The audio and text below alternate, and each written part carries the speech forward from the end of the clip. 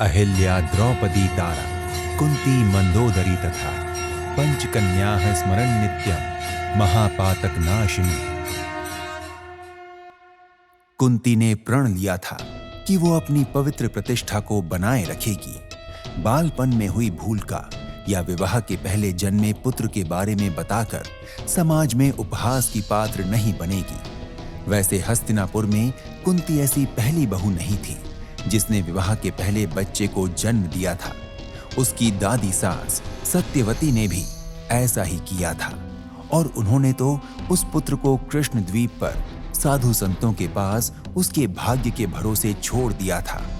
ये तो कुंती ही थी कि राजमुकुट पाने के लिए वो अपने पति की राह में कोई बाधा नहीं चाहती थी, इसलिए उसने अपने पति पांडु को अपने पुत्र कर्ण के बारे में कुछ नहीं बताया था। अब प्रश्न है कि जब कुंती के बेटे एक दूसरे के लिए ही चुनौती बन गए तो उन्होंने क्या किया? तो दुर्योधन ने कर्ण को अंगदेश का राजा बनाकर उसे सम्मान दिया। कुंती को ये अच्छा लगा, पर पांडवों के शत्रु के रूप में वो दुर्योधन और कर्ण को देखना नहीं चाहती थी। अब वो करे तो क्या करे? भीम ने मां कुंती को एक सूचना दी। हमें गुरु द्रोण को दक्षिणा देनी है मां, पर वे हमसे धन नहीं लेना चाहते। तो क्या चाहते हैं पुत्र भीम? प्रतिशोध। प्रतिशोध? कैसा प्रतिशोध? तुमने उनका क्या बिगाड़ा है? आप तो चिंतित हो गई मां। उन्हें राजा द्रुपद से प्रतिशोध लेना है। वे चाहते हैं गुरु दक्षिणा के रूप में हम राजा द्रुपद को बांध कर लाएं। ये कैसी गुरु दक्षिणा है?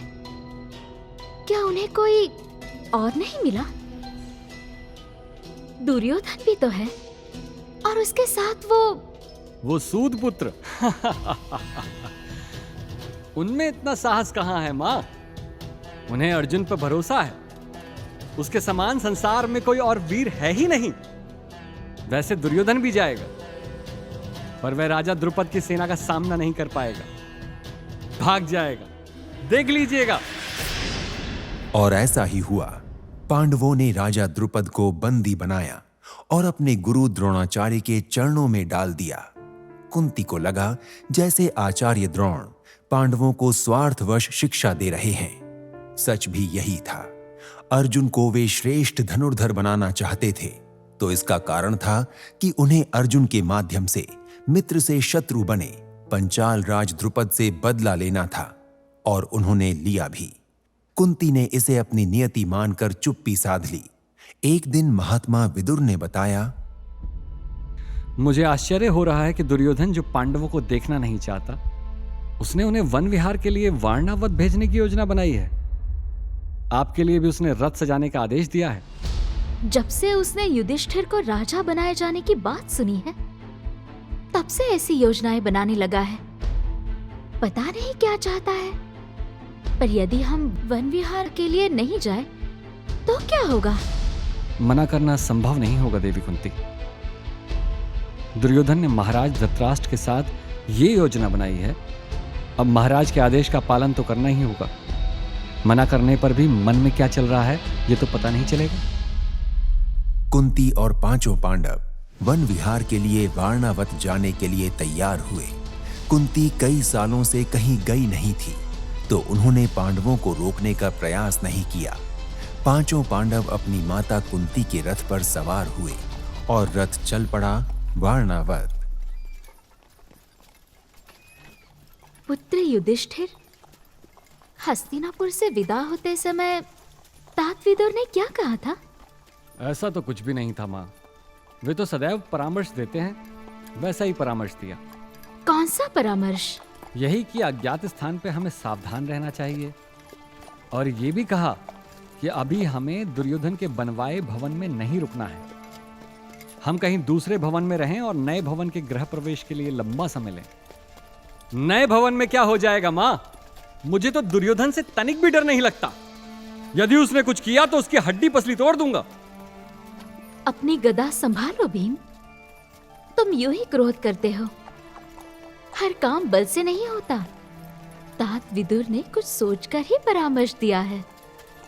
वारणावत में महादेव शिव का पूजन बड़ा भव्य होता है। हम उसमें शामिल होंगे, वारणावत की प्रजा से मिलेंगे। प्रकृति की शोभा देखेंगे। इस प्रकार दिन बड़े आनंद से बीत जाएंगे। और यदि कोई संकट आया तो मेरी गदा आप लोगों की सेवा में रहेगी। पांडव प्रसन्न थे, पर कुंती आशंकित थी। पता नहीं कब क्या हो, दुर्योधन कौन सी चाल चले और सभी एक साथ संकट में आ जाएं। पांडवों के बारे में सोचते हुए कुंती की ममता कर्ण के लिए तड़प उठती। तो ये कैसी विवशता थी कुंती की। मोह माया और ममता के भंवर जाल में उलझी कुंती पांडवों के साथ वारणावत आई। वहां प्रजा ने मुक्त हृदय से उनका स्वागत किया।